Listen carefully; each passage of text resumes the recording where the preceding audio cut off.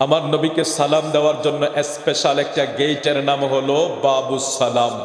হাজার হাজার মানুষ পিছনে দাঁড়িয়ে থাকে, কখন সেই কাঙ্ক্ষিত জায়গা, সেই আশার আলো, যেই নবীজিকে ৬,০০০ মাইল দূর থেকে কত সালাম দিয়েছিলাম, যেই নবীজিকে ৮,০০০ ১০,০০০ মাইল দূর থেকে সালাম দিয়েছিলাম, ওই ব্যক্তিগুলা যখন সফর করে মদিনায় মুনাওয়ারার সবুজ গম্বুজ মোবারক যখন তাদের চোখের সামনে বেশি ওঠে আর বাবু সালামে ঢোকার জন্য যখন রেডি হয়, তখন সেই কাঙ্ক্ষিত জায়গা, যেই জায়গায় সালাম দিতাম ৬,০০০ মাইল দূর থেকে, ওই কাঙ্ক্ষিত জায়গাটা হলো বাবু সালাম দিয়ে একটু হাঁটলেই নূর নবীজির পবিত্র রওজায়ে আনোয়ার। জোরে বলি সুবহানাল্লাহ। আমার নবীর রওজার পাশে দাঁড়াইলে সেখানে সবাই নীরব হয়ে যায়, বাসা হারিয়ে ফেলে, নিস্তব্ধ হয়ে যায়। ইয়া রাসূলুল্লাহ, ইয়া রাসূলুল্লাহ, এতদিন সালাম দিয়েছি কত মাইল দূর থেকে, আজকে সালাম দিচ্ছি আপনার কদমের পাশে দাঁড়িয়ে। ইয়া রাসূলুল্লাহ, ওই জায়গায় কিছুদিন আগে একটা আশিকের ইন্তেকাল হয়ে গিয়েছে। প্রেমের বিরহ কি পরিমাণ! জান্নাতুল বাকি আমার নবীজির পাশে, জান্নাতুল বাকিতে শোয়া মানে আমার নবীর কদম মোবারকের পাশে শোয়া। রওজায়ে রাসূলুল্লাহর বাবু সালাম দিয়ে বের হইলে কয়েক মিনিট হাঁটলেই জান্নাতুল বাকি, যেখানে ১০,০০০ সাহাবায়ে কেরাম আছে।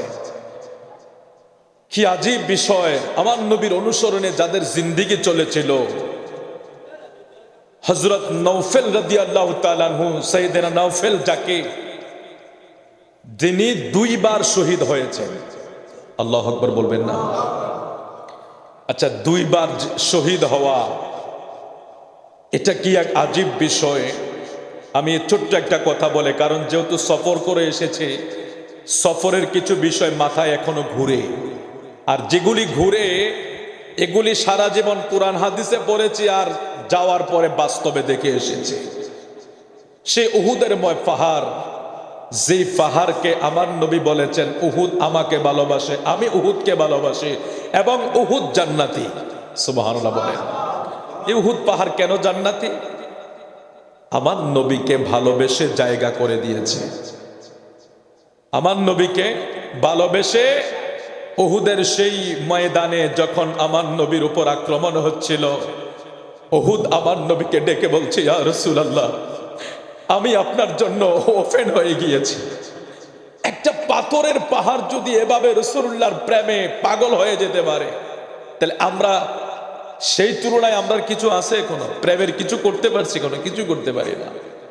রাতের প্রায় 11টা 12টার দিকে মদিনা শরীফ থেকে একটা গাড়ি দিয়ে রওনা হইলাম, উহুদে যাব। আমাকে একটা লোক গাইডলাইন নিয়ে গেলে যে আমার নবী যেই জায়গায় দাঁত মোবারক শহীদ হয়েছিল, আমার নবী যেখানে হেলান দিয়েছিলেন, মসজিদে ফাসাহা নামে একটা মসজিদ আছে এখনো, সেখানে ১৫০০ বছর আগে, তো সেখানে জায়গাগুলিতে নিয়ে গেল। আমাকে ওই গাইডলাইনটা বলতেছে যিনি মদিনা থাকে, যে হুজুর আপনি একটু নাকটা লাগান। বিশ্বাস করেন, জাইদুল হুসাইনি বকশী এখানে সই আছে, জিন্দাওয়ালি, এখনো সেই নাকে ওই আমার নবী ১৫০০ বছর আগে যেখানে হেলান দিয়েছিলেন, এখনো সেখানে সুগেরান পাওয়া যায়।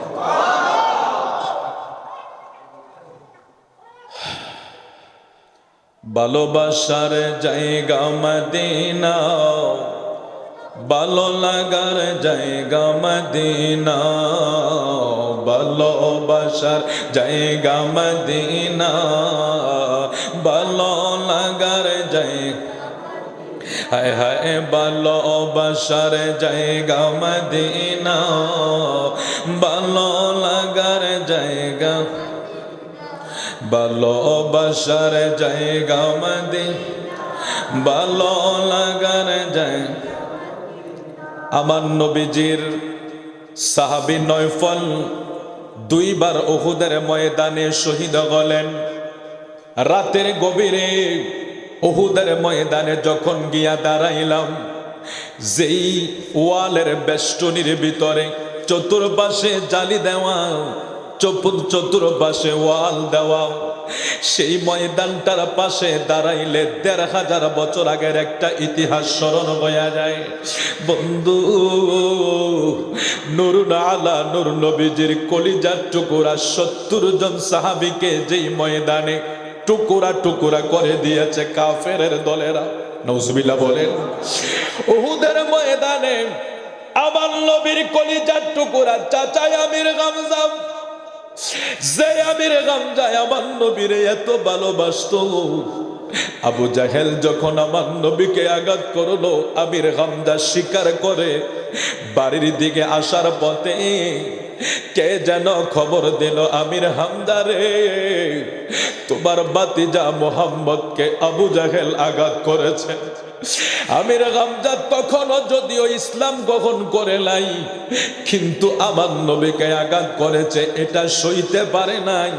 আবু জাহেলকে যায়া শায়েস্তা করলেন, আবু জাহেলকে যায়া বললেন, রে আবু জাহেল শোন, আমার ভাতিজা মুহাম্মদ যদিও আমি তার ধর্ম মানি না, কিন্তু আমি তারে এত ভালোবাসি, আমি আমার ভাতিজা মুহাম্মদ রে তুই আঘাত করলি কেন? এর বিনিময়ে আমি আমার ভাতিজার ধর্মটাকে গ্রহণ করে ফেললাম। সুবহানাল্লাহ। সেই আবু জাহেলরা আমির হামজার প্রতি অনেক ক্ষোভ ছিল। এই ক্ষোভের কারণে উহুদের ময়দানে ইতিহাসের পাতায় এত বিভৎস ঘটনা ঘটে নাই। আমার নবীর চাচা আমির হামজাকে ওই দিন তারা ৭০০ টুকরা করেছে। আরেকটু জোরে বলেন না নাউজুবিল্লাহ।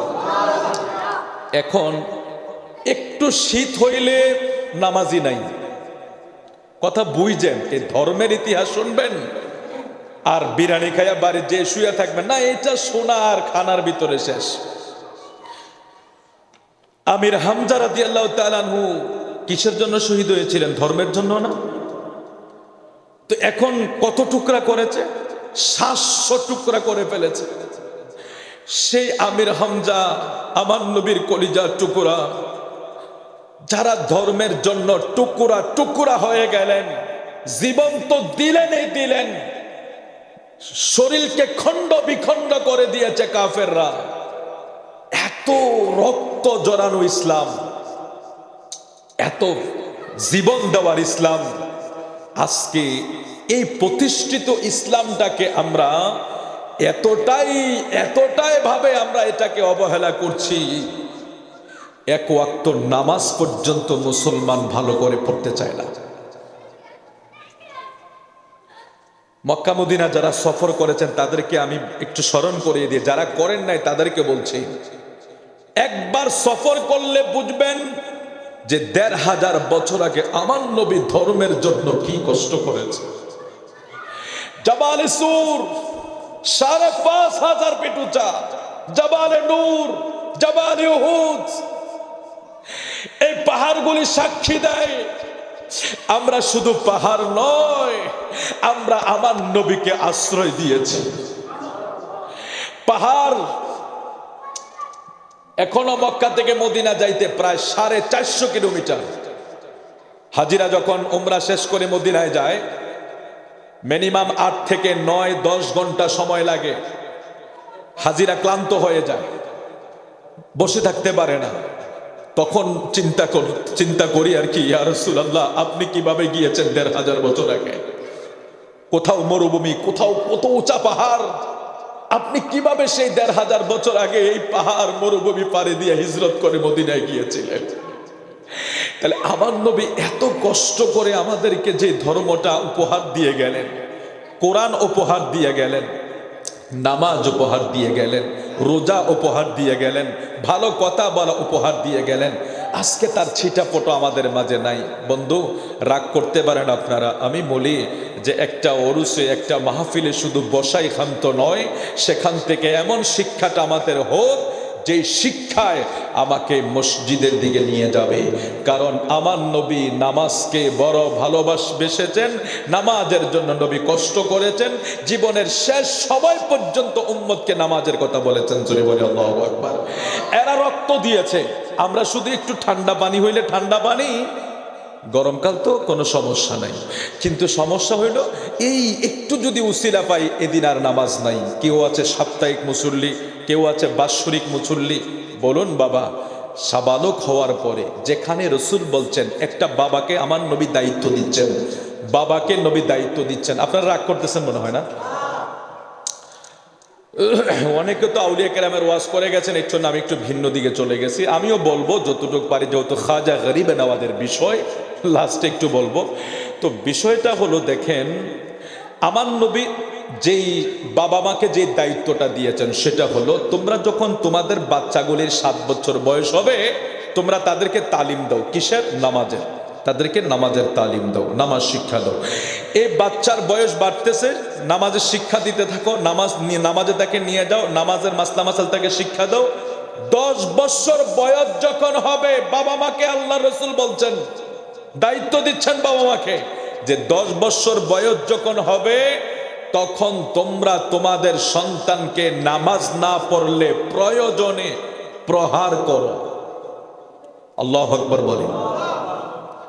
আপনারা বলুন, আমার নবীর এই শিক্ষাটা বের করেন যে কয়টা ফ্যামিলিতে আছে।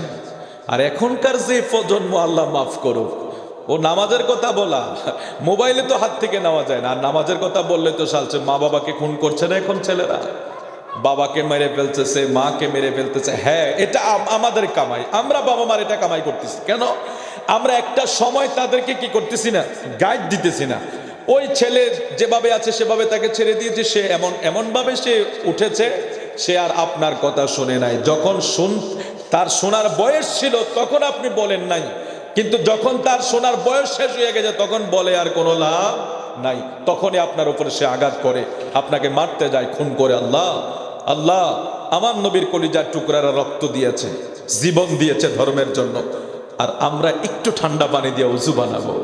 আল্লাহ রসুল সাল্লাল্লাহু আলাইহি সাল্লাম বলছেন, এ আবু জারকে নিয়ে রসুল বের হলেন। তিনি বলেন, অতঃপর আমার নবী আমাকে ডাকলেন। আমি বললাম, লাব্বাইকা ইয়া রাসূলুল্লাহ, আমি হাজির। আমার রসুল আমার হাতে ধরলেন, ধরে বের হলেন। নবীজি একটা ঢালের ভিতরে, শীতকালে আমার নবী একটা ঢালে ধরলেন। শীতকালের বৈশিষ্ট্য হইল গাছের পাতা ঝরে যায়। কষ্ট হচ্ছে না তো আপনাদের? গাছের পাতা ঝরে যায়, শীতকালে গাছের পাতা মরে, এগুলি পড়ে যায়। তো আমার নবী এমন একটা ঢালে ধরলেন আর লাড়া দিলেন, পাতা ঝরতে লাগলো। আমার নবী বলছেন, আবু জার, এই গাছের পাতা যেভাবে ঝরে, গাছের পাতা যেভাবে ঝরে, আমার কোন উম্মত এই শীতকালের ঠান্ডা পানি দিয়া, এত প্রচন্ড শীত হওয়ার পরেও কষ্ট করে কেউ যদি ঠান্ডা পানি দিয়া ওযু বানাইয়া নামাজের ভিতরে দাঁড়িয়ে যাইতে পারে, আমার আল্লাহ এই শীতকালে যেইভাবে ডাল থেকে ফাতা জোরে পড়ে যায়, আমার উম্মতের গুনাহগুলিও তাদের গুনার আমল নামা থেকে আল্লাহ ঝরাইয়া দিবে, তাদেরকে বেগুনা মাসুম বানিয়ে দিবে। জোরে কোন সুবহানাল্লাহ। শীতকাল হলো মুমিনদের জন্য সবচেয়ে নিয়ামত স্বরূপ, এটাও হাদিস শরীফে আছে। এখন আমরা মনে করতেছি শীতকাল জানাইছে, বাবা মুসল্লি তো মাঝে মাঝে ইমাম সাহেবের মুয়াজ্জিনে থাকা লাগে। আল্লাহ মাফ করুক আমাদেরকে, জোরে বলি আমিন। মহব্বত করে দুরূদ শরীফ পড়ি, আল্লাহুম্মা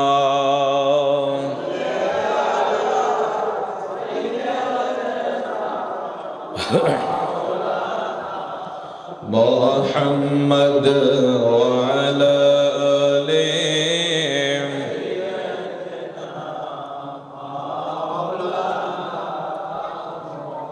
দুইবার শহীদ হওয়া নওফেল রাসূলুল্লাহর দরবারে দৌড়াইয়া স্ত্রী সন্তানকে নিয়ে বলে, ইয়া রাসূলুল্লাহ, নবী গো,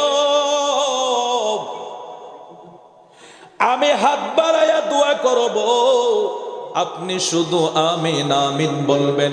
এ সংগ্রাস এলাকা, কুমিল্লাবাসী, 16 নং ওয়ার্ডবাসী, আমার রসুল যিনি হাত মুবারক লাগাইলে মাটি শূন্য হইয়া যায়, যিনি মনে মনে ইচ্ছা করলে বাইতুল মাকদাসের কিবলা পরিবর্তন হইয়া কাবা শরীফ গোটা জাতির কিবলা হইয়া যায়।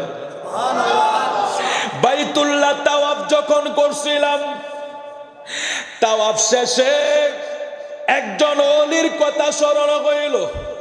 আল্লাহর একজন অলির সন্তান তাওয়াফের সময় জোরে জোরে দুরূদ শরীফ পড়ে। তো আরেকজন আল্লাহর ওলি জিজ্ঞাসা করে, এরে বাচ্চা, তুমি কেন তাওয়াফের সময় দুরূদ শরীফ পড়ো? তাওয়াফে তো সবাই বিভিন্ন দোয়া পড়ে, রব্বানা আতিনা ফিদ দুনিয়া হাসানাতাও ওয়া ফিল আখিরাতি হাসানাতাও ওয়া কিনা আযাবান নার।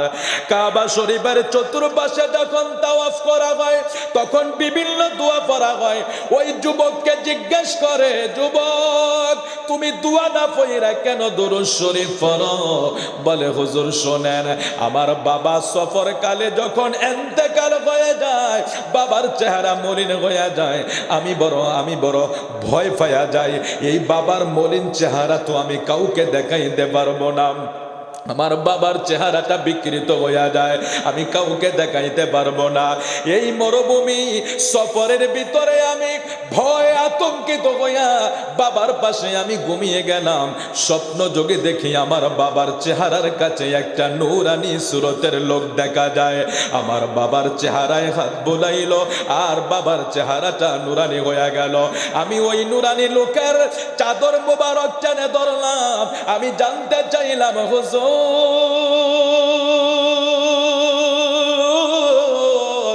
আমার বাবার চেহারার দিকে তাকানো যায় না, এত বিভৎস হয়ে গেছে ইন্তেকালের পরে, আপনি কে গো? হাত বুলাইলেন আর চেহারা নুরানি হয়ে গেল। ওই নুরানি চেহারা পরিচয় দেয়, রে বাচ্চা, আমি অন্য কে হই না, আমি হইলাম নূরের নবী মুস্তাফা।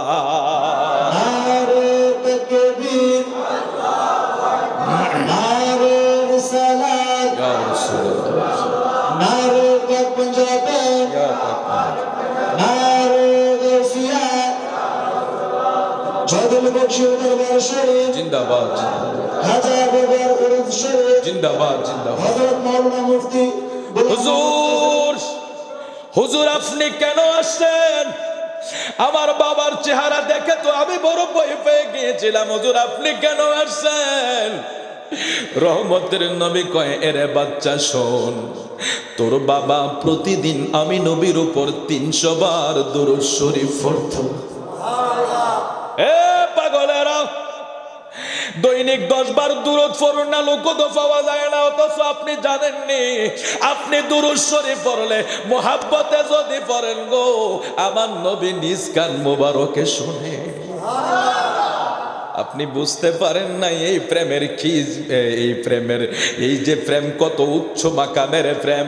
আপনি এখানে বৈশা দুরূদ শরীফ পড়বেন আর আমার নবী আপনার পরিচয় জানে, আপনার নামও জানে, কে দুরূদ পড়ে আপনাকে চিনে। রে কুমিল্লাবাসী, ওই দুরূদ শরীফ পড়তে পড়তে রওজায়ে রাসূলুল্লাহ নুরানি কান মোবারকে শুনতে শুনতে একবার যদি ডাক কবুল হয়ে যায়, কোনো না কোনো ভাবে মদিনায় পৌঁছে যাবেন। জোরে বলি আল্লাহু আকবার। আমার নবী যদি পর্দা উঠে ডাক দেয়, যেভাবে হোক পৌঁছে যাবে। এই অল্প বয়সে তো আল্লাহ 2 বার নিয়ে গেল। এই জন্য দুরূদ শরীফ পড়বেন। তো উনি বলছে, হুজুর এটা কেন যে তোমার বাবা হঠাৎ দুরূদ আমার কাছে যাচ্ছে না?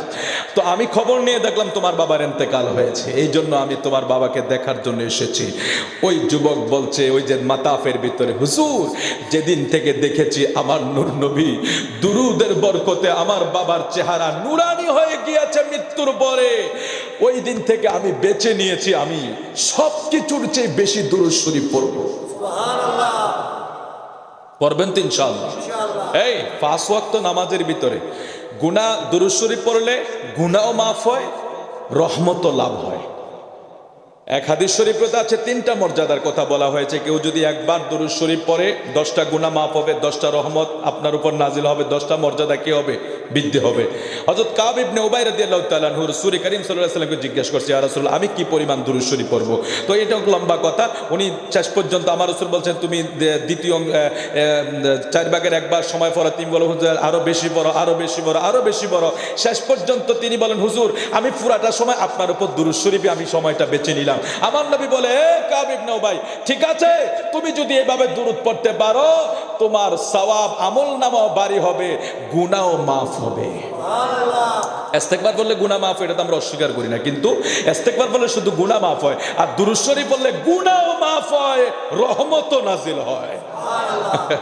আমার নবী রহমাতাল লিল আলামিন। তো যাই হোক, বলছিলাম রাসূলুল্লাহ রহমতের দরবারে যেয়ে বলে, আমার নবী তো জবান মুবারক দিয়ে আমিন বলবেন, নওফেলের দোয়া কি আল্লাহ ফিরিয়ে দেব? এই যিনি মনে মনে ইচ্ছা করলে বাইতুল মাকদাসের কিবলা পরিবর্তন হইয়া বাইতুল্লাহ কাবা শরীফ হইয়া যায়।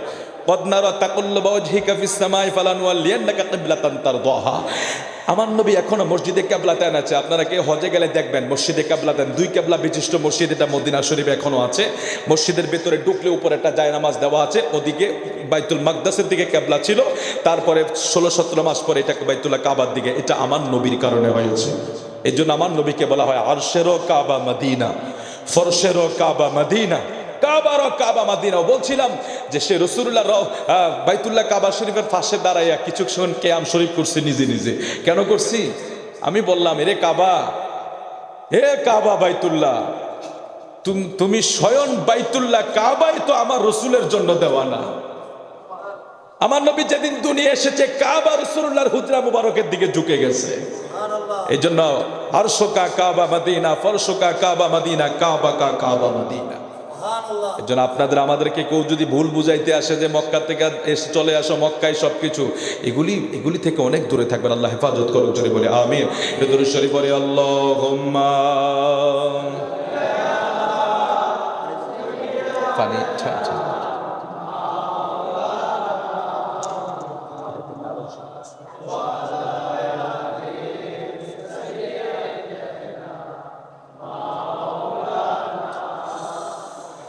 সময় কম। নওফেল ফরিয়াদ করে আমার নবী আমিন বলবে, এটা নওফেলের দাবি। হুজুর আপনি শুধু আমিন বলবেন। নওফেল হাত বাড়াইছে আল্লাহর কাছে, আল্লাহ আমাকে, আমার স্ত্রীকে বিধবা বানান, আমার সন্তানদেরকে এতিম বানান উহুদ যুদ্ধে যাওয়ার আগে। আমার নবীও বললেন আমিন। সুবহানাল্লাহ বলবেন। তাহলে দোয়া কি হয়ে গেছে? অর্থাৎ নফেল দোয়া করছে, হুজুর আমাকে যাতে আল্লাহ উহুদের ময়দানে কি করে, শহীদ করে ফেলে, আমি যাতে শহীদের মর্যাদা পাই। জোরে বলে আল্লাহু আকবার। দোয়া কবুল হয়ে গেছে, যুদ্ধের দামামা বেজে গেছে। যুদ্ধ এমন পরিস্থিতি হয়েছে, যেই গিরিপথটা রাসূল বন্ধ করেছিলেন, ওই পথের সাহাবায়ে কেরামের একটু ভুলবশত তারা মাঠে চলে আসছিল। এই সুযোগে কাফেররা আমার নবীকেও আঘাত করলো। 70 জন সাহাবীকে সেই দিন তারা টুকরা টুকরা করে দিয়েছিল। আমার নবীর কলিজায় বড় ব্যথা। নূর নবীজি ব্যথা ভরা দুঃখ লইয়া যুদ্ধ শেষ কইরা যখন মদিনার দিকে রওনা হয়, নওফেলের বিবি দৌড়ায় আয়েশা কয়, ইয়া রাসূলুল্লাহ, নবী গো আপনারা কেমন আছেন? কয় আমরা ভালো আছি। এইভাবে কথা বলতে বলতে হুজুর যুদ্ধে জয়ী হয়েছেন আলহামদুলিল্লাহ। তবে একটু জানতে চাই গো নবী, নওফেল কোথায়? আল্লাহু আকবার বলবেন। আমার নবী না এমনিই তো রহমতের নবী, আমার নবীর দিল বড় নরম। আমার নবী বলতে চাচ্ছে না নওফেল শহীদ হয়ে গেছে। আমার নবী ইচ্ছা করলেন, আমি যদি এখন বলি নওফেল শহীদ, হয়তো তারা সহ্য করতে পারবে না। আমার নবী একটা ইশারা করলেন পেছনের দিকে। আমার নবী তো সামনে, সবাই পেছনে। নবীজি ইশারা করলেন পেছনে, এতটুকুই ইশারা করলেন পেছনে। নওফেলের বিবি পেছনের দিকে আসলেন। পেছনে যারা আছেন তাদেরকে জিজ্ঞাসা করলেন, আমাদের নওফেল কই?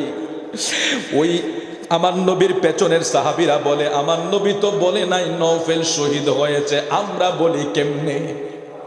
এটাই দেখছেন আমার নবীর অনুসরণ কি জিনিস ছিল তাদের ভিতরে, যে আমার নবী যেহেতু বলে নাই নওফেল, কারণ নওফেলকে এই মাত্র টুকরা টুকরা দেহ দাফন করে আসে, তারা কি জানে না নওফেল শহীদ হয়েছে? আমার নবী জানে না নওফেল শহীদ হয়েছে? কিন্তু আমার নবী যখন বলে নাই, পেছনের দিকে ইশারা করেছে, ওরাও চিন্তা করছে আমরাও বলবো না, কারণ আমার নবীর অনুসরণ তো আমরা করতে হবে। সুবহানাল্লাহ। তারা পেছনের দিকে ইশারা করলেন। আস্তে আস্তে হযরত আম্মার রাদিয়াল্লাহু তাআলা আনহু, হযরত ওমর রাদিয়াল্লাহু তাআলা আনহু তাদের সাথে দেখা বলেন, ওমর আমাদের নওফেল কোথায়?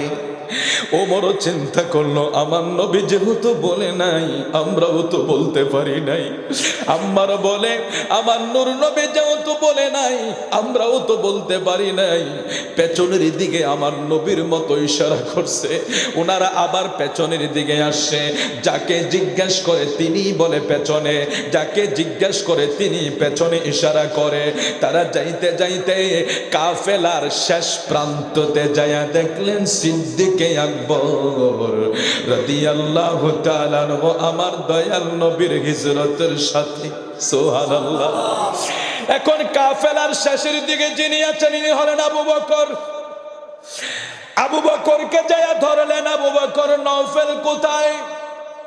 এবার বুঝুন, আমার নবীর পেছনে কাফেলার লোক আছে, নবী দেখাইছে পেছনে, তারা পেছনে লোক আছে দেখাইলো পিছনে, ওমরের পিছনে লোক আছে দেখাইলো পিছনে, আম্মারের পিছনে লোক আছে দেখাইলো পিছনে, কিন্তু আবু বকরের পেছনে কেউ নাই।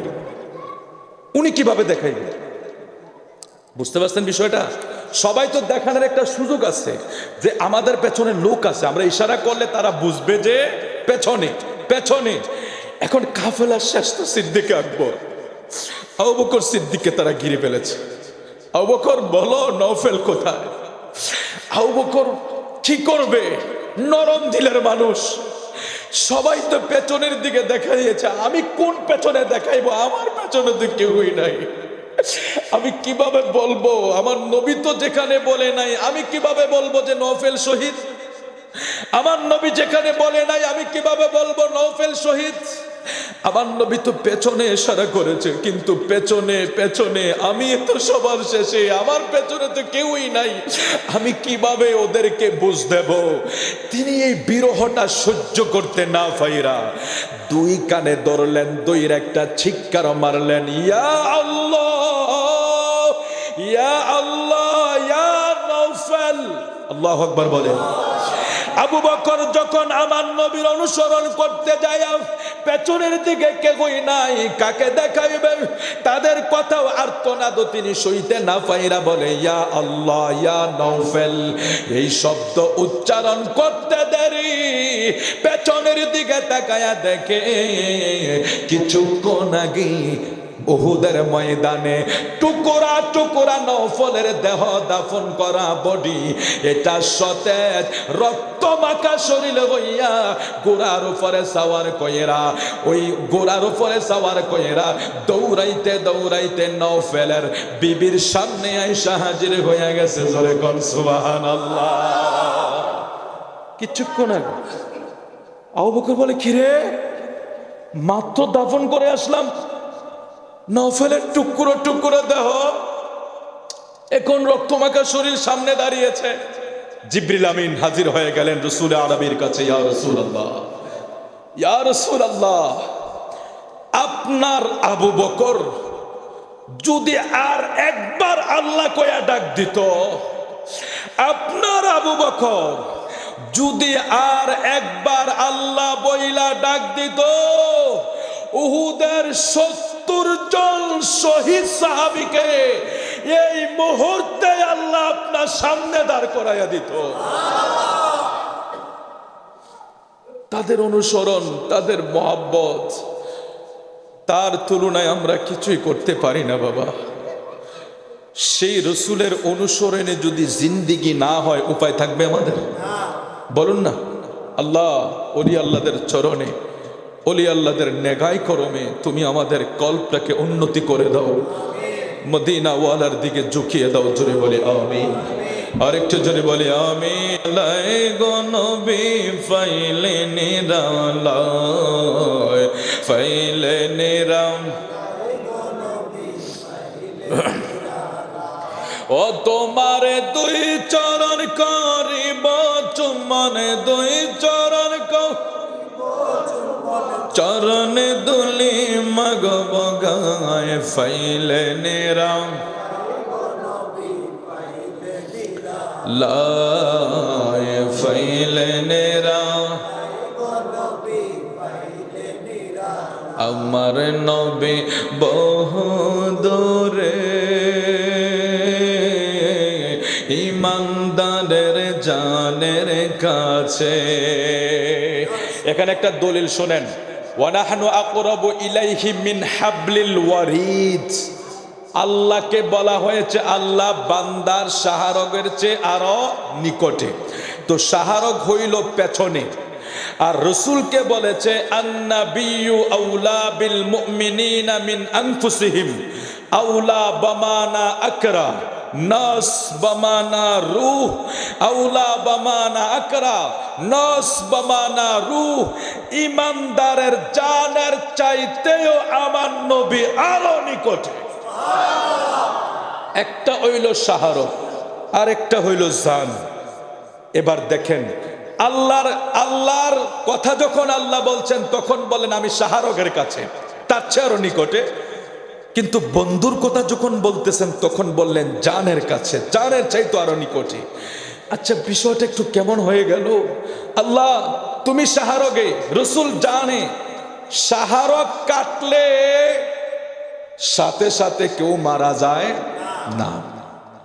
শাহরগ যদি কাটে তার মারা যাইতে কিছু সময় হলেও লাগে, কিন্তু জান যদি চলে যায় 1 সেকেন্ড বাঁচার সুযোগ নাই। সুবহানাল্লাহ বলে, একটু জোরে বলি ইয়া রাসূলুল্লাহ। আমার নবীকে আল্লাহ কিভাবে প্রেজেন্ট করেছেন, কিভাবে উপস্থাপন করেছেন, যে নবীকে বলেছেন জানের চাইতে আরো নিকটে। তাহলে ইমানদারের জান হইল আমার দয়াল নবী, আর আমার নবী ইমানদারের জানের কাছে আছে। জোরে বলি আল্লাহু আকবার। আমার নবী বহুদূরে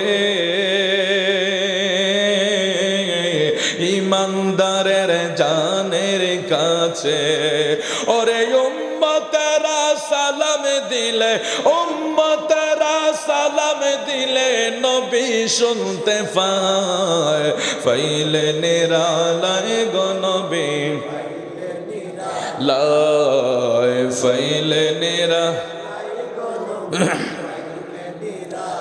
ও তোমার 2 চরণ করিব চুম্বন, 2 চরণ করিব চুম্বন, চরণ দুলি মাগব গায়। পাইলে নিরাম, সময় যেহেতু কম, সূরা আয়াতে কারিমা তেলাওয়াত করেছিলাম, এখান থেকে আমরা কিছু আলোচনা করি। যেহেতু আমরা আমার প্রিয় নবীর অনুসরণে আমাদের জিন্দেগি চালাইতে হবে, এছাড়া আর কোনো রাস্তা নাই। আমার নবীর সাহাবীরা জীবন দিয়া আমার নবীরে অনুসরণ করেছে। আমার নবীর সাহাবীরা আমার নবীর জীবন দিয়া, সম্পদ দিয়া, যা কিছু ছিল সব কিছু রাসূলুল্লাহর কদমে বিলীন করে দিছে। তাবুকের যুদ্ধে আমার নবী কয় তোমরার কাছে যার কাছে যা আছে হাদিয়া হিসাবে আমার দরবারে জমা দাও তাবুকের যুদ্ধের জন্য। ফারুক আজম সম্পদের অর্ধেক রাসূলুল্লাহর দরবারে হাজির করলেন। ওসমানে গনি কয়েক শত উট রাসূলুল্লাহর দরবারে হাদিয়া হিসাবে দিয়া দিলেন।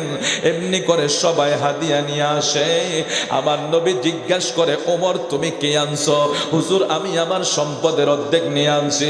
ফারুক ওসমান তুমি কি আনছো? হুজুর আমি এত শত উট এনেছি। সবাইকে জিজ্ঞাসা কইরা নবী ডাক দেয় আবু বকর রে, আপনি কি এনেছেন? আবু বকর বলে হুজুর আমার যা ছিল আমি সব নিয়ে এসেছি। বলে আপনি গড়ে কি রেখে এসেছেন? হুজুর আমার গড়ে আল্লাহর আল্লাহর রাসূল ছাড়া কোনো কিছু নেই। হুজুর আমার ঘরে কিছুই নাই আল্লাহ আল্লাহ রাসূল ছাড়া। এরে দুনিয়ার মানুষ আগামী দিন কি খাইব? ফ্রিজে আমাদের জিনিসগুলা জমা আছে। কারো ঘরে 1 সপ্তাহের বাজার আছে, কারো ঘরে 1 মাসের বাজার আছে, 1 বছরের চাউল মজুদ আছে। অথচ আল্লাহর নবীর সাহাবীরা সকালেও বলতে পারে নাই দুপুর বেলা তারা খাইতে পারবে কিনা, দুপুরেও বলতে পারে নাই রাতের বেলা খাইতে পারবে কিনা। আবু বকর বলে হুজুর যা ছিল সব নিয়ে এসেছি। আমার ঘরে আল্লাহ আল্লাহ রসুল ছাড়া আর কোনো কিছু নাই।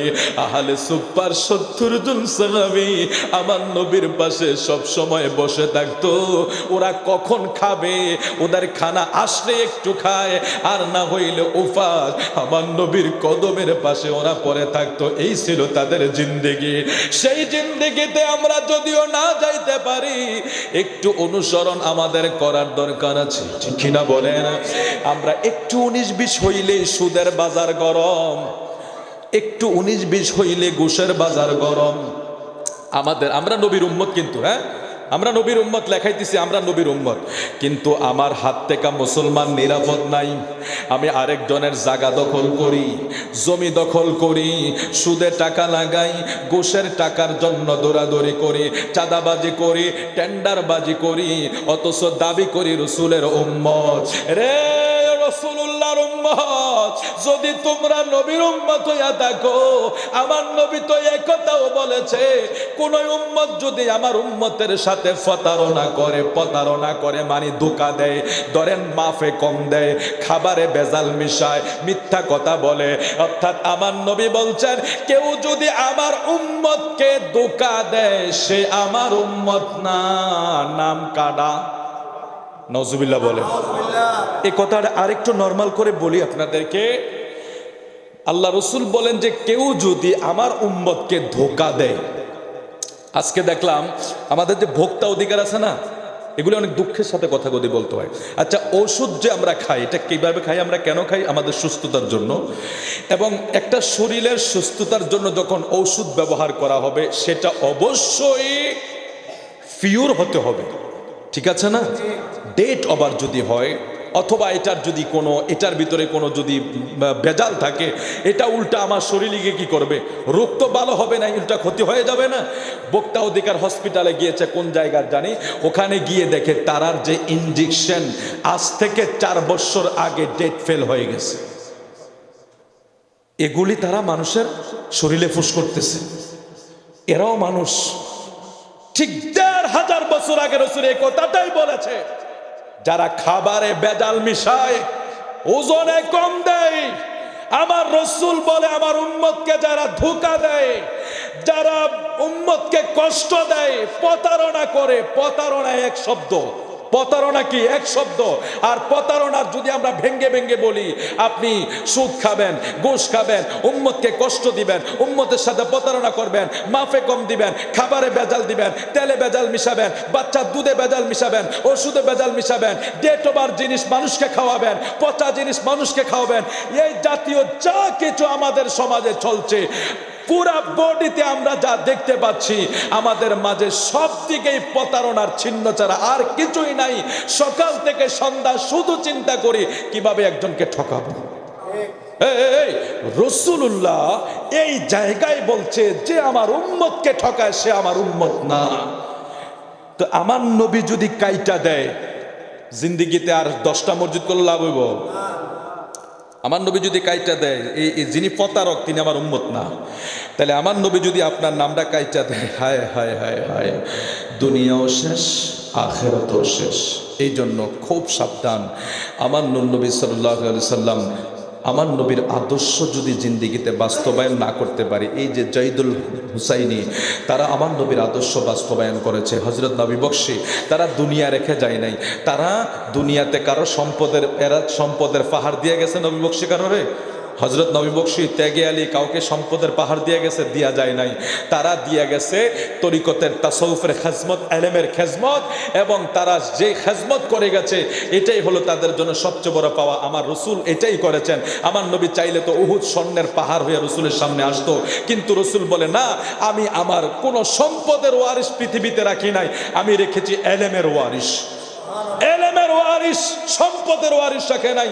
এই জন্য আল্লাহর ওলির দরবারে আপনি গেলে দেখবেন এদের কোনো সম্পদের ওয়ারিস নাই, কিন্তু তরিকতের খেজমতের ওয়ারিস আছে। আল্লাহ কবুল করো, জোরে বলি আমিন। আর একটু মহব্বত করে বলি আমিন। পবিত্র কালামে হাকিম থেকে কিছু আয়াতে কারিমা তেলাওয়াত করেছি, আপনারা রাগ করবেন না, যেহেতু আমার আরেকটু সময় আছে আমি একটু আলোচনা করে নিই। ওয়াইলুল লিকুল্লি হুমাযাতিন লুমাযা, প্রত্যেক সেই ব্যক্তির জন্য ধ্বংস যে সামনাসামনি বৎসনা করে, পেছনে যায় নিন্দা করে। জোরে কই নাউজুবিল্লাহ। এই সূরাটার নাম হইল সূরা হুমাজা। এটার যদি আসবাবুন নুজুল আছে, এটার বিষয়বস্তু আছে, সেদিকে গেলে অনেক সময় লাগবে। আমি খুব সংক্ষিপ্ত করে এখান থেকে কিছু আলোচনা করি। কারণ আমাদেরকে অনেক সময় বলে যে সুন্নি আলেমরা ওরা কোরআন হাদিস থেকে কিছু কয় না। আমরা সবে কোরআন হাদিস থেকেই কই, অথচ তারার মতন আমরা মানুষের ধোঁকা দেই না। এই জন্য আমাদেরটা, আমরা ভাষাই কম, লেবাসে কম থাকি। আমরা চেষ্টা করি যেটা বলি সেটা মানুষকে বুঝিয়ে দেওয়ার জন্য। ওই দিন এক লোককে ধরলাম, বলে হুজুর এই ওরা যে ওয়াজ করে আমরা তো এগুলি, আমি আমরার মতো একটা আদনা পাগল ছোটোখাটো যেগুলি আছি এগুলির সামনে আপনারা বড় বড়দের আইনা হাজির কইরেন, ইনশাল্লাহ আমাদের সামনে এরা আসতে রাজি হবে না। কারণ যারার অন্তরে হব্বে রসুল আছে, যারার অন্তরে নবী পাকের মোহাব্বত আছে, এটা পৃথিবীর কোন জায়গায় ভয় পাওয়ার লোক নয়। কারণ এরা রসুলের মোহাব্বত নিয়ে চলে। ফারুক সিদ্দিক আকবর যখন জাবালে সূরে উঠার সময় ভয় পাচ্ছিলেন, তখন আমার নবীকে আল্লাহ আয়াত নাযিল করছেন, করে বলেন লা তাহজান ইন্নাল্লাহা মা'ানা। আবু বকর ভয় পাইও না। আমার নবী বলে, হে আবু বকর ভয় পাইও না, ইন্নাল্লাহা মা'ানা, নিশ্চয়ই আল্লাহ আমাদের সঙ্গে আছে। সুবহানাল্লাহ। তো যাদের অন্তরে হব্বে রাসূল, তারা কখনো ভয় পাওয়ার লোক নয়। এখন দেখেন আল্লাহ কি বলছেন, ওয়াইলুল লিকুল্লি হুমাযাতিল লুমাযা। প্রত্যেক সেই ব্যক্তি, ওই ব্যক্তির জন্য ধ্বংস যারা সামনাসামনি বৎসনা করে, পশ্চাতে অর্থাৎ সামনাসামনি একরকম, পেছনে আরেক রকম, ওই ব্যক্তির জন্য ধ্বংস, ওই ব্যক্তির জন্য ধ্বংস। আল্লাযী জামা মালান ওয়া আদ্দাদা, দুর্ভোগ ধ্বংস সেই ব্যক্তির জন্য যিনি সম্পদ জমা করে এবং গনে গনে রাখে। আল্লাহ বলেন আল্লাযী জামা মালান ওয়া আদ্দাদা, ওই ব্যক্তির জন্য দুর্ভোগ, ওই ব্যক্তির জন্য ধ্বংস যিনি সম্পদ জমা করে এবং গয়না গয়না রাখে। আচ্ছা কোন, এটা কোরআন শরীফের আয়াত। এটার হিসাব যদি আমরা এখন মিলাইতে যাই, হায় হায় হায় হায়, মসজিদের দান বাক্সের টাকা হইল সেরা ফারা ফুরান, মাজারে টাকা পয়সা দিলে সিরা ফারা ফুরান। আর যদি আল্লাহর কাছে দোয়া করে, আল্লাহ আমার কিছু টাকা পয়সা দাও, তখন নতুন নতুন টাকা চাই। যখন মাওলার কাছে চাই তখন নতুন চাই। যখন মাওলার রাস্তায় দান করি তখন সেরা ফারা দান করি। তাদের জন্য কি ধ্বংস, তারা প্রতারণা করে। অনেক সময় মসজিদের বাক্সের ভিতরে 2 টুকরা টাকা পাওয়া যায়। তাহলে আপনি মস্কারাটা আল্লাহর সাথে করলেন না, অথচ আপনার শ্বাস প্রশ্বাসটা পর্যন্ত আমার আল্লাহর হুকুমে চলছে। আপনার রিজিক তো এটা রাজ্জাক রিজিক তো দিচ্ছে। আপনি যে বেঁচে আছেন, 1 সেকেন্ডের জন্য আপনার যে শ্বাস প্রশ্বাস যাচ্ছে সেটাও আমার আল্লাহর দয়া। এই আল্লাহ যদি হুকুম করে, কোন যদি বলে ফায়াকুন, আগেই তো আপনি শেষ হয়ে যাবেন, আজরাইল আপনার সামনে হাজির হয়ে যাবে। সেই স্রষ্টার সাথে মস্কারা আর প্রতারণা করলে অবশ্যই ধ্বংস। আল্লাহ বলে আল্লাযী জামা মালান ওয়া আদ্দাদা, দুর্ভোগ ধ্বংস সেই ব্যক্তির জন্য যিনি সম্পদ জমা করে গনে গনে রাখে। নাউজুবিল্লাহ বলবেন না। তারপরে আল্লাহ বলছেন ইয়াহসাবু আন্না মালাহু আখলাদা, সে ধারণা করে তার সম্পদ তাকে চিরকাল জীবিত রাখবে। এটা কোরআন শরীফের কথা। আল্লাহ বলছেন, আল্লাহ বলছেন যে ইয়াহসাবু আন্না মালাহু আখলাদা, সে চিন্তা করে সম্পদ তারে চিরকালে জীবিত রাখবে। এই যদি না হইতো, আমরা সম্পদ দিন দিন বাড়ার পরিকল্পনায় সুদের বাজার গরম হইতো না। ঠিক আছে না? এখন আমাদের চিন্তা ভাবনা হইলো আমাদের সম্পদ ছাড়া আমাদের কোনো বিকল্প। এখন আবার অনেকে বলে, এই টাকার নৌকা বেটা পাহাড়ে দিয়ে চলে। ওই দিন দেখি একবার নমিনেশন পাইছে না, ও আমাদের কুমিল্লার কথা কই না, আবার ফেস লাগাই না, অন্য জায়গার বেড়া নমিনেশন পাইছে না দেখে বেড়া টিয়া কতলা বস্তা লইয়া কয় দা তুই লইয়া যা, তুই লইয়া যা। আমি কই হ্যাঁ রে আল্লাহ, এটি তো আল্লাহর দেওয়া রিজিক, কোনো মানুষ খাইতে পায় না, কোনো মানুষ একটা বেলা খাবারের জন্য হাহাকার করে, সারাদিন রিক্সা চালায়, সন্ধ্যাবেলা আসার টাইমে চাউলের টাকাটা জোগাড় করতে কষ্ট হয়ে যায়, সকালবেলা বাচ্চার স্কুলে যাওয়ার বেতনটা দিতে অনেকের কষ্ট হয়ে যায়। আর বহু মানুষ আছে বিলাসিতা দেখায় কোটি কোটি টাকা রাস্তাঘাটে শেষ করে দেয়। এটাই হলো আমাদের এই দেশের এখন অবস্থা। একজন না খায়া মরে আর আরেকজন খাবার ডেইনে ফালায়। নাউজুবিল্লাহ বলবে না? তো এগুলি জবাব দিতে হবে আল্লাহর কাছে। তো আল্লাহ বলছেন ইয়াহসাবু আন্না মালাহু আখলাদা, সে ধারণা করে তার সম্পদ তাকে চিরদিন জীবিত রাখবে। এটা করি কি করি না আমরা? যদি না করতাম তাহলে সুদ খাইতাম কখনো? আরে মিয়া, হালাল খাইয়া পয়সাওয়ালা এত সোজা, হালাল খাইয়া বাড়ি ঘর কোয়া এই জমানা এত সোজা। পেঁয়াজের কেজি 150 টাকা, তেলের কেজি 200 টাকা, চাউলের কেজি বাড়তেছে, দিন দিন বাড়তেছে। ইদানিং আলু আর ডিমটা মনে একটু কম আছে। তো আলু আর ডিম কয়দিন খাইবেন? তেল ছাড়া খাওয়া যাইব? মাশাল্লাহ বাড়তেছে। তো আপনি হালাল খাইয়া, তো আল্লাহ এখানে কেন এই মেসেজটা দিয়েছেন যে আমি মনে করি হোক সুদ, হোক ঘুষ, হোক ফরের জায়গা, হোক ফরের জমি, আমার এই সম্পদটা লাগবো। অর্থাৎ ইয়াহসাবু আন্না মা লাহু আখলাদা, সে ধারণা করে সম্পদেই তাকে চিরকাল জীবিত রাখবে। জোরে বলি নাউজুবিল্লাহ, আরো জোরে বলি নাউজুবিল্লাহ। আল্লাহ বলেন, হাবিব তাদেরকে বলেন, কাল্লা লায়ুম বাজান্না ফিল হুতমা, কখনো না, কখনো না, সে অবশ্যই হোতামায় আগুন বিচ্ছিন্ন করে দিবে, নিক্ষিপ্ত হবে। অর্থাৎ আল্লাহ বলছেন, নবী গো, ইয়াহসাবু আন্না মালাহু আখলাদা, তারা মনে করে তাদের সম্পদগুলি তাদেরকে বাঁচায়া রাখবে। তারা মনে করে সিঙ্গাপুর আর ওই ইন্ডিয়াতে, চেন্নাইতে বিভিন্ন জায়গায় চিকিৎসা করলেই মনে হয় আমি বেঁচে যাব। কিন্তু এটা যে তাদের ভুল ধারণা। যখন সময় হবে, আইনামা তাকুনু ইউদরিকুমুল মাউতু ওয়ালাউ কুনতুম ফি বুরুজিম মুশাইয়াদা, মউতের যখন সময় হবে, 7 আসমানের উপরে 7 জমিনের নিচে সন্দুক বানাইলেও লুকায়া থাকা যাবে না। কারো সুযোগ আছে নি? কোনো থাউন যাইবো? হায় হায় হায় হায়।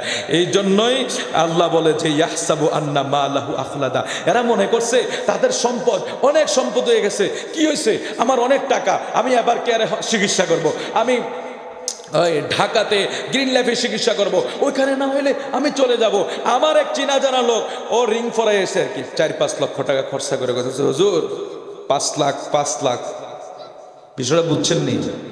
মানে ওনার টাকা আছে বিদায় উনি ওনার রিংডারে কদ্দুর ইয়া করছে, ওপেন করছে হাতটারে। তো উনি এটারে দেখাইতেছে টাকার গরম, মানে টাকা হইছে দেখে এটারে সিদ্ধ পারছে। আয় হায় হায় হায়। এই জন্য অনেক মানুষের অর্থের কারণে, অর্থের অহংকারে আর ক্ষমতার অহংকারে তার দুনিয়াও শেষ, আখিরাতও শেষ। আল্লাহ এখানে বলছেন যে এটা তো আমাদের জন্য দুনিয়া আল্লাহ যেটা দিয়েছে এটা সামান্য একটা সময়। যে কোনো সময় আল্লাহর হাতে, যে কোনো সময় আজরাইল আমাদেরকে পাকড়াও করতে পারে। তাহলে মানুষ যখন মনে করে যে ইয়াহসাবু আন্না মালাহু আখলাদা, সম্পদ তাদেরকে বাঁচিয়ে রাখবে, আল্লাহ বলছেন কখনোই না। কাল্লা লায়ুমবাজান্না, কখনোই না। মানে আমরা মনে করি কি সম্পদ আমরা বাঁচিয়ে রাখবো, আল্লাহ বলে কাল্লা লায়ুমবাজান্না, কখনোই না। কে কয়? আমরা রাগ হইতেছে? ওয়াজ মনে একটু অন্যদিকে চলে গেছে নাকি? একটু জোরে কোন কে? মানে আল্লাহ বলতেছে আমরা মনে করি কি সম্পদ আমরা বাঁচাবো, আল্লাহ কয় কাল্লা লায়ুমবাজান্না, না, কখনোই না। অর্থাৎ সম্পদ, ক্ষমতা, অর্থ, চেয়ার, দাম্ভিকতা তোমাকে কখনোই বাঁচাতে পারবে না। বরং ফিল হুতমা, হুতমা কি? এটা হুতমা অবশ্যই এটা আগুন যেটা বিচ্ছিন্ন করে দেবে, ওই আগুনেই নিক্ষিপ্ত হবে, ওই আগুনেই নিক্ষিপ্ত হবে। তখন আমার নবীকে আল্লাহ বলে ওয়ামা আদরাকা মাল হুতামা, আপনি জানেননি হুতামা কি? ওয়ামা আদরাকা মাল হুতামা, নবী গো আপনি জানেননি হুতামা কি? তখন আল্লাহ বলছেন নারুল্লাহিল মুকাদা, যার যেটা বড় কষ্ট দিয়ে গ্রাস করে, অর্থাৎ যেই নারুল্লাহিল মুকাদা, নারুল্লাহিল মুকাদা, যার অন্তর পর্যন্ত বড় কষ্ট দিয়ে এটা গ্রাস করে, অর্থাৎ এটা এমন জাহান্নাম, এমন আগুন, এমন জায়গা, সেখানে গেলে আপনাকে আর টোকায়া পাওয়া যাবে না, আপনাকে আমাকে আর সেখানে খুঁজে পাওয়া যাবে না, আপনাকে আমাকে আর সেখানে খুঁজে পাওয়া যাবে না। এই হুতামা যেই জায়গায় আপনাকে আমাকে দেওয়া হবে, যেই জায়গায় যেই আগুনের ভিতরে নিক্ষিপ্ত করা হবে, ওই আগুনের ভিতরে পড়লে আপনি আমি সেকেন্ডের ভিতরে হারিয়ে যাব, আর খুঁজে পাওয়া যাবে না। আল্লাহ আমাদেরকে সতর্ক করছেন যে দুনিয়ার মানুষ, তোমরা সম্পদের লোভে, দুনিয়ার লোভে, দুনিয়ার মায়ায়, দুনিয়ার সম্পদের লোভে তুমি বলো তোমাকে টাকা পয়সায় বাঁচিয়ে রাখবে, এই লোভে তুমি সুদের বাজারটা গরম করলা, ঘুষের বাজার গরম করলা, পরের হক নষ্ট করার গরম করলা, মানুষকে মানুষ মনে করো না, চাঁদাবাজি টেন্ডারবাজি তুমি কারো থেকে টাকা খাওয়া বন্ধ করো না। একটা রিক্সার ড্রাইভার সারাদিন কত কষ্ট করে টাকা ইনকাম করে, সেখান থেকে চাঁদা আদায় করা, অথচ তুমি মনে করছো তোমাকে সেই সম্পদে তোমাকে রক্ষা করবে। না না না, কাল্লা লা ইউমবাজান্না, কখনোই তোমাকে সেই সম্পদে রক্ষা করতে পারবে না, কখনোই সেই সম্পদ তোমাকে উদ্ধার করতে পারবে না, বরং ফিল হুতামা, তুমি আগুনে পড়ে চূর্ণ বিচ্ছিন্ন হয়ে যাবে। জোরে বলি আল্লাহু আকবার। তারপর আল্লাহ বলছেন আল্লাতী তাত্তালিউ আলাল আফইদা, নিশ্চয়ই এটি দ্বারা আগুনে ওদেরকে চতুর্দিক থেকে অবরুদ্ধ করে দেওয়া হবে। দুনিয়ার হায় হায় হায় হায়, যারা মনে করি যে একটা বাড়ি হয়েছে হয়তো না আরেকটা লাগবো, আরেকটা হয়েছে না আরেকটা লাগবো, আপনি হালালভাবে ইনকাম করেন, কেউ নিষেধ করবে? কিন্তু বর্তমান যে বাজারটা চলতেছে আপনারা খেয়াল করে দেখেন, যেখানে বলা হয়েছে আহাল্লাল্লাহুল বাইআ ওয়া হাররামার রিবা, ব্যবসাকে হালাল করেছে, সুদকে হারাম করেছে। বর্তমান সময়ে মোল্লা, মৌলবী, মুন্সি, হুজুর, হায় হায়, মনে হয় যেন এখন সুদের আর ওয়াজও করণ লাগতো না, এটা মনে হয় যেন আল্লাহ কোরআনের আয়াতটাকে উড়াই লয়ে গেছি, এরম মনে হইতেছে ইদানিং। হ্যাঁ, আহাল্লাল্লাহুল বাইআ ওয়া হাররামার রিবা, সুদ হারাম, ব্যবসা হালাল, এই কথাটা যে কোরআন শরীফে আছে, আমরার মোল্লা মৌলবীর অবস্থা দেখলে মনে হয় আল্লাহ মনে আয়াত উড়ে লয়ে গেছি গা, এখন আর সুদের ওয়াজ করণ যেত না, চলতো না। অথচ হালাল ছাড়া কোনো ইবাদত কবুল হবে না। ঈমানের পূর্ব শর্ত নবী মুহাম্মদুর রাসূলুল্লাহ সাল্লাল্লাহু আলাইহি সাল্লামের ভালোবাসা, আর ইবাদত কবুল হওয়ার পূর্ব শর্ত হালাল খাওয়া। রাসূল করিম সাল্লাল্লাহু আলাইহি ওয়াসাল্লাম বলেন, কেউ যদি 10 দিরহাম দিয়ে একটা জামা ক্রয় করে, 9 দিরহাম হালাল, 1 দিরহাম যদি সেখানে হারাম মিশ্রিত থাকে, সেটা দিয়ে নামাজ পড়লে নামাজ হবে না, হবে না, হবে না। জোরে বলি নাউজুবিল্লাহ। আপনারা কি কষ্ট পাইতেছেন? তো আল্লাহ বলতেছেন এই যে সম্পদ তুমি বানাইলা, এগুলি কি হইব? এগুলি তো তুমি শেষ পর্যন্ত আল্লাতী তাত্তালিউ আলাল আফইদা, হায় হায়, তাদেরকে আগুনের চতুর্দিকে অবরুদ্ধ করে ফেলবে। ইন্নাহা আলাইহিম মাওসাদা, দীর্ঘ স্তম্ভসমূহ দ্বারা, এবং এসব লোকের পালানোর কোনো পথ থাকবে না। ফি আমাদিম মুমাদ্দাদা, তাদেরকে এমনভাবে পাকড়াও করবে, এমনভাবে চতুর্দিকে ঘিরে ফেলবে। ফি আমাদিম মুমাদ্দাদা, তারা কোনো জায়গায় ফালাইয়া যাইতে পারবে। দুনিয়ার জেলখানা 5 আগস্টের পরে বহু জনে ফালাইছে, বহু বের হইছে, কিন্তু আল্লাহর জেলখানায় যখন আপনি আমি ঢুকবো, ফি আমাদিম মুমাদ্দাদা, আল্লাহ কয় বন্ধু তাদের তাদেরকে যখন আমি আল্লাহর জেলখানায় দেওয়া হবে, ফিয়া আমাদিম মুমাদ্দাদা, তারা পালায়া যাওয়ার কোনো সুযোগ পাইব না, পালানোর কোনো জায়গা নাই। আমার নবী কয় উম্মত রে শোনো, জাহান্নাম এমন এক জায়গা সহ্য করার মতো ক্ষমতা থাকতো না, পালানোর মতো সুযোগ থাকতো না, সহ্য করার মতো ক্ষমতা থাকবো না, পালায়া যাওয়ার মতো সুযোগ থাকবো না। বন্ধুরা রে, আমার মদিনার নবীর দিকে আমরা একটু তাকাই। আমার নবী ধর্মটার জন্য কত কষ্ট করে গেছে। আমার নবীর আদেশ নিষেধ যদি আমরা মানতে না পারি, কিভাবে রাসূলুল্লাহর সামনে যায় দাঁড়াবো? আজ খাজা গরিবে নওয়াজ মাইনুদ্দিন চিশতি সঞ্জিরি আজমিরের মাহফিলে আমরা এসেছি, অথচ খাজা বাবা কত বড় সাধক ছিলেন, দিনে 2 বার কোরআন শরীফ খতম করতেন। খাজা উসমান হারওয়ানি রাদিয়াল্লাহু তাআলা উনি বলতেন যে আমি এমন একজন মুরিদ পেয়েছি যে ওসমান হারওয়ানি ধন্য হয়ে গিয়েছে খাজা মাইনুদ্দিনের কারণে। সেই মাইনুদ্দিন চিশতি সঞ্জিরি আজমির রাদিয়াল্লাহু তাআলা কত মাকামওয়ালা লোক ছিলেন। আর সবচেয়ে বড় আশ্চর্যের বিষয় হলো এদের যে সাধনা, যে জায়গাগুলি আমরা অনুসরণ করি না, যে খাজা গরিবে নওয়াজের যে সাধনা ছিল এত কঠিন, অল্প বয়সে জিনার মা বাবা দুনিয়ার থেকে চলে গিয়েছিলেন, একটা বাগান মাত্র, আঙ্গুরের বাগান ওনার কাছে দিয়ে গিয়েছিলেন। তৎকালীন সময় খাজা গরিবে নওয়াজের দেশে একটা যুদ্ধ হয়েছিল, ওই সময় মুসলমানদেরকে মেরে একেবারে কচুকাটা করে ফেলেছে বিধর্মীরা, এত দুর্ভিক্ষ লেগেছে, খাজা বাবার কাছে কিছুই নাই। তখন তিনি বাবার দেওয়া শেষ একটা সম্বল আঙ্গুরের একটা বাগান, ওই বাগানটাকে বিক্রি কইরা যা ছিল এগুলিকে থলের ভিতরে নিয়ে মানুষের বাড়ি নিয়ে দিয়ে আসছে। আল্লাহর প্রতি উনি বের হয়ে গিয়েছেন, জীবনে এত সাধনা করেছেন, বহু সময় এশার ওযু দিয়ে ফজরের নামাজ আদায় করতেন, দিনের পর দিন কোরআন খতম, কোরআন তালাওয়াত, আল্লাহর জিকিরে তারা সব সময় মগ্ন থাকতেন। সেই হিন্দেল ওয়ালি গরিবে নওয়াজের আজকের মাহফিলে আমরা বসেছি।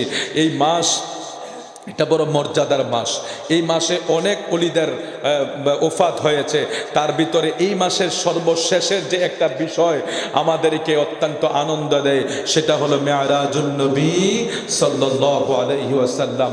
আমার নবী আল্লাহর সাথে দিদার করেছে, এর চাইতে আর বড় কোনো কিছু আছে? আল্লাহর সাথে দিদার করেছে, দিদারে এলাহি, এর চেয়ে আর বড় ঈদ হতে পারে না, খুশি হতে পারে না। কারণ যেই আল্লাহকে দেখার জন্য সমস্ত নবীরা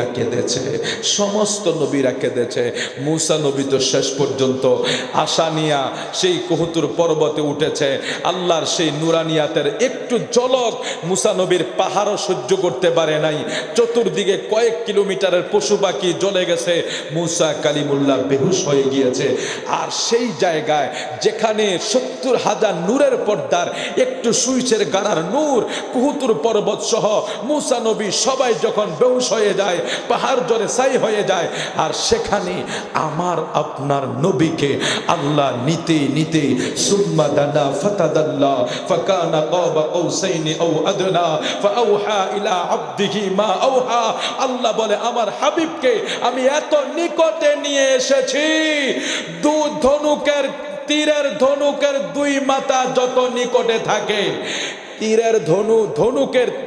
তীরের যে ধনুক আছে টানলে 2 মাথা কাছে আসে, তার চেয়ে আরো নিকটে আমি আমার হাবিবকে নিয়ে এসেছিলাম। নারে তাকবীর, নারে রিসালাত, নারে পাক পাঞ্জাতন, নারে বখশিয়া। হযরতুল আল্লামা মাওলানা জাকির হোসেন আল কাদরি সাহেবের আগমন, আওয়াজ করে বলি মারহাবা। অল্প সময়ের ভিতরে আমরা শেষ করে দিচ্ছি ইনশাল্লাহ, যেহেতু মাহফিলটা আমার বাজান বলেছে 1টার ভিতরে ইনশাল্লাহ সমাপ্ত করে দিবে। তো বলছিলাম সূরা বুরুজ যেটা, এই আয়াতে কারিমার একটা ব্যাখ্যা আছে যে আল্লাহ তো বলছেন এখানে ওয়াসসামা ইযাতিল বুরুজ ওয়াল ইয়াউমিল মাউউদ শাহিদি ওয়া মাশহুদ কুতিলা আসহাবুল উখদুদ, অর্থাৎ সেদিন দর্শক ও দৃষ্টের শপথ, বুরুজ এবং তারকারাজি বিশিষ্ট আকাশের শপথ, সেদিনের শপথ যার প্রতিশ্রুতি দেওয়া হয়েছে। এখানে একটা ঘটনা সহিহ মুসলিমে বর্ণনা করা হয়েছে যে এক যুগের একজন বাদশাহ, এই সূরা বুরুজের আলোকে আলোচনা করা হয়েছে। আমি একটা বুজুর্গের সোহব্বতের কথা বলে শেষ করে দিচ্ছি, যেহেতু ওলি আল্লাহদের সোহব্বতে আমরা থাকতে চাই, ঠিক আছে না? ওলি আল্লাহর সোহব্বতে থাকলে কি ফায়দা হয় সেটা বলে ইনশাআল্লাহ হুজুরকে মাইক দিয়ে দিচ্ছি। সেটা সূরা বুরুজের আলোকে সহিহ মুসলিম শরীফ থেকে আলোচনা করা হয়েছে। তো বাদশার একজন জাদুগিরি মুরব্বী ছিল, সে সেটা দিয়ে অনেক কিছু করত, মানুষকে কষ্ট দিত। তো যাই হোক, তার জাদুগিরি মুরব্বী যখন বৃদ্ধ হতে লাগলো, তিনি চিন্তা করেন আমি আরেকটা ছেলেকে শিক্ষা দেব, আরেকটা ছেলেকে তার জাদুবিদ্যাটা শিক্ষা দেব। তিনি তার দরবারের লোকগুলারে বললেন, আমার দরবারে একটা লোক এনে দাও, ছেলে এনে দাও, যাদেরকে আমি জাদু শিক্ষা দেব, যাদের জাদু শিক্ষা দিলে ওইটা দ্বারা আমরা আরো কিছু সময় করতে পারবো। ওই ছেলেটাকে তারা নিয়ে আসলেন, ছেলেটাকে বাদশার দরবারে নিয়ে আসলেন। যুবক ছেলেটা বাদশার দরবারে আইসা জাদুগির শিখে, জাদুও শিখে। এমন সময় সে একটা সন্তান পাইলেন। ওই দেশে ওই এলাকায় একটা বুজুর্গ আছে, আল্লাহর ওলি আছে, যেটা বাদশাও জানে না। ছেলেটা হঠাৎ একদিন ওই বুজুর্গের মজলিসে যাইয়া বসা শুরু করলো। সুবহানাল্লাহ বলবেন। বুজুর্গের মজলিসেও যায়, আবার বাদশার দরবারেও যায়। হঠাৎ করে ছেলেটা রাস্তার মাঝে বিপদে পড়লো, ভয়ঙ্কর জন্তু তাকে আক্রমণ করার জন্য এগিয়ে আসতেছে। হাতের ভিতরে একটা পাথর লইয়া যুবক কয়, আল্লাহ, আমি যদিও বাদশার দরবারে সময় দেই, কিন্তু একটা বুজুর্গের কাছেও তো আমি যাই। ও মালিক, বুজুর্গি যদি সত্যি হয়, মনোযোগ, বুজুর্গি যদি সত্যি হয়, বুজুর্গের রাস্তায় যদি কোনো কামিয়াবি থাকে, আমার সামনে যেই জন্তুটাই আমারে খাওয়ার জন্য আসছে, আল্লাহ, বুজুর্গি যদি সত্যি হয়, এই পাথরের আঘাত দ্বারা ওই জন্তু থেকে আমাকে রক্ষা করো। বুজুর্গের উসিলা দিয়া উনি যেই মাত্র পাথর মেরেছে, ওনার সামনে ভয়ঙ্কর জন্তুটা মৃত্যু হইয়া গেছে অথবা দূরে চলে গেছে। সে ওই দিন ওখান থেকে রক্ষা পাওয়ার পরে বলে, দুনিয়ার কোনো জাদুবিদ্যা নয়, আল্লাহর ওলিরাই সত্য, বুজুর্গিয়ে সত্য। জোরে কোন সুবহানাল্লাহ। জাদু হইল মন্ত্র, ধোকা দেওয়ার জিনিস। আর যারা বুজুর্গ ওলি আল্লাহ, তারা মানুষের উপকার করে, আর যারা জাদু করে তারা মানুষের ক্ষতি করে। যারা আল্লাহর বন্ধু, যাদের বুজুর্গি আছে, তারা মানুষকে দুই হাতে বিলাইয়া দেয়, দুই হাতে বিলাইয়া দেয়। আর যারা জাদু শিখে, মন্ত্র শিখা, এগুলি মানুষকে কষ্ট দেওয়া ছাড়া আর কোনো কিছুই করে না। এখন ওই যুবক ওই দিন থেকে যেই দোয়া করে, এই দোয়া আল্লাহর কাছে কবুল হয়ে যায়। একটু দুরূদ শরীফ পড়ি, আল্লাহুম্মা।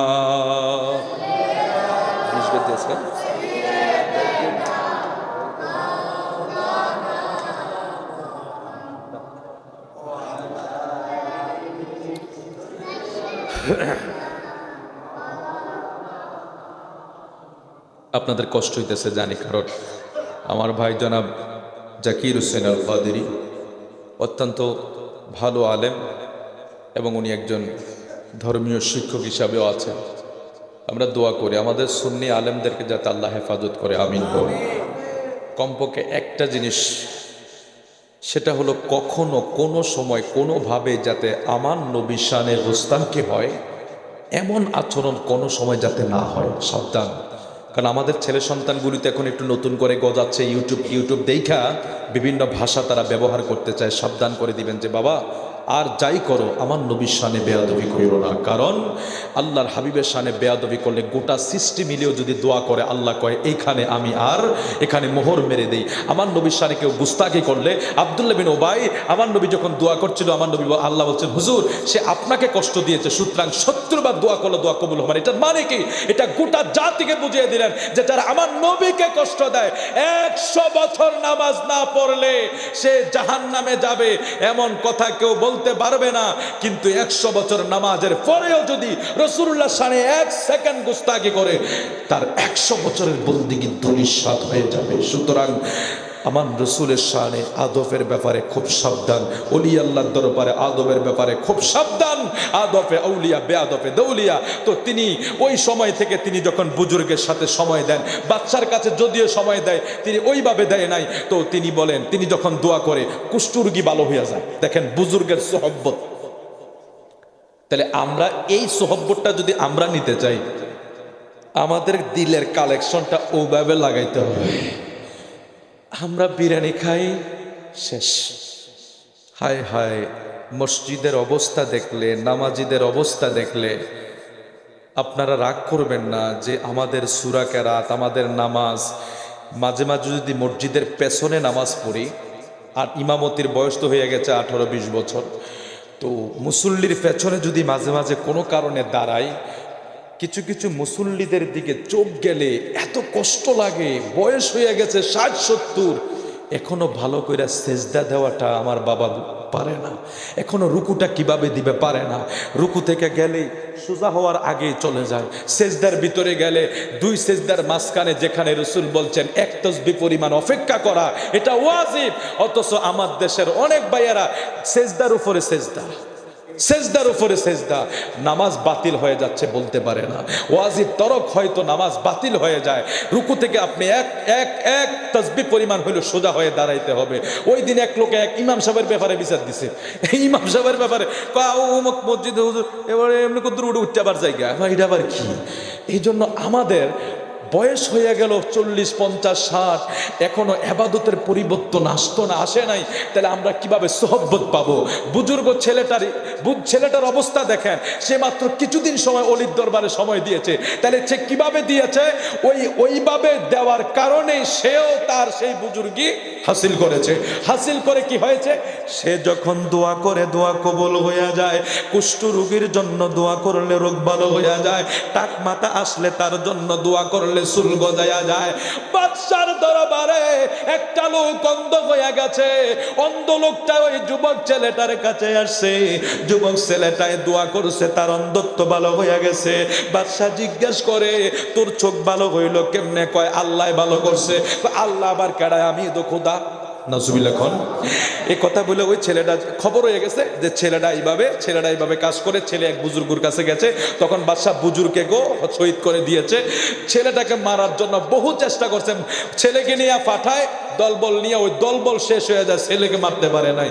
শেষ পর্যন্ত ছেলে বলছে এ বাদশা, আমাকে তুই মারতে পারবি না, তবে আমার কথা মতো যদি হয় তুই আমাকে মারতে পারবি। বলে কিভাবে? বাদশা রে, তুই সমস্ত মানুষকে ডাক, একটা মজলিস সাজা, সব মানুষকে ডাইকা হাজির কর, সব মানুষকে ডাইকা হাজির কর, একটা মজলিস সাজা, আর আমাকে শুলির উপরে চড়াইবি, অর্থাৎ আমার সব হাজার মানুষের সামনে টাঙাইবি। টাঙানোর পরে তুই ওই আমার থেকে একটা তীর বার কইরা বিসমিল্লাহি রাব্বিল গোলাম বলে নিক্ষেপ করবি। তারপরে দেখবি আমি শহীদ হইয়া গেছি, দুনিয়া থেকে বিদায় হইয়া গেছি। এই ছেলেটা এই একটা সিস্টেম করার কারণ ছিল। ছেলেটা যখন এইভাবে হাজার হাজার মানুষ সামনে রাইখা সে এইভাবে শহীদ হয়ে গেল, তার এই অবস্থা দেখা ওই সময় ওই মজলিসের বহু লোক ইসলাম ধর্ম গ্রহণ করে ফেলেছে। এই জন্য ছেলেটা এই একটা যুক্তি করেছে যে আমি তো আর দিনের দাওয়াত মানুষের কাছে দিতে পারবো না।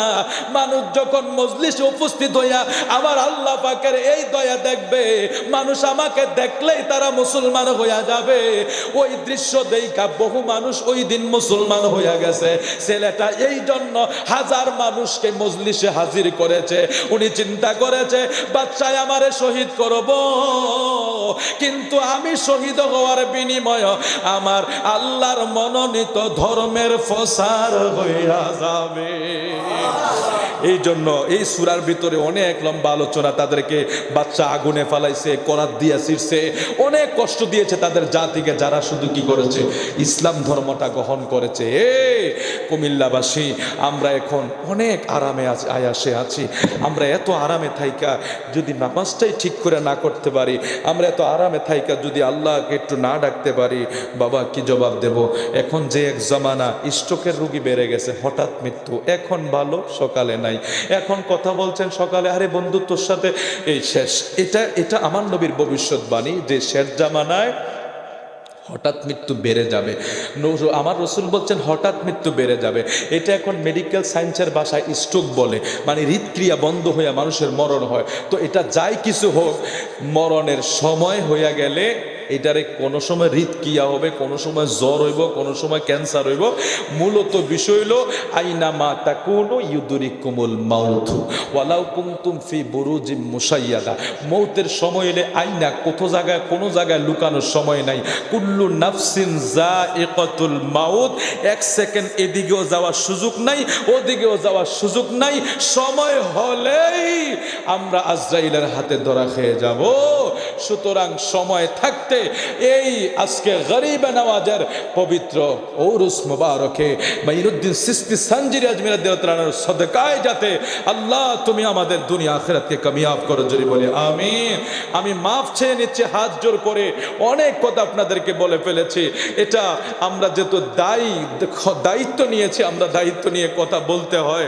আল্লাহ যাতে আমাদের সবাইকে আমল করার তৌফিক দেয়। বলা সহজ, পালন করা কঠিন। বলা সহজ, পালন করা কঠিন। শোনা সহজ, পালন করা কঠিন। আমরা আল্লাহর কাছে দোয়া করবো, আল্লাহ তুমি আমাদেরকে দুনিয়া আখিরাতের কামিয়াবি করো। জাইদুল হুসাইনের নুরানি নজর নজরে করো, আমাদের জন্য নসিব করো। আওয়াজ করে বলি আমিন। ওয়া আখিরি দাওয়ানা আনিল হামদুলিল্লাহি রাব্বিল আলামিন। আসসালামু আলাইকুম ওয়া রাহমাতুল্লাহি ওয়া বারাকাতুহু।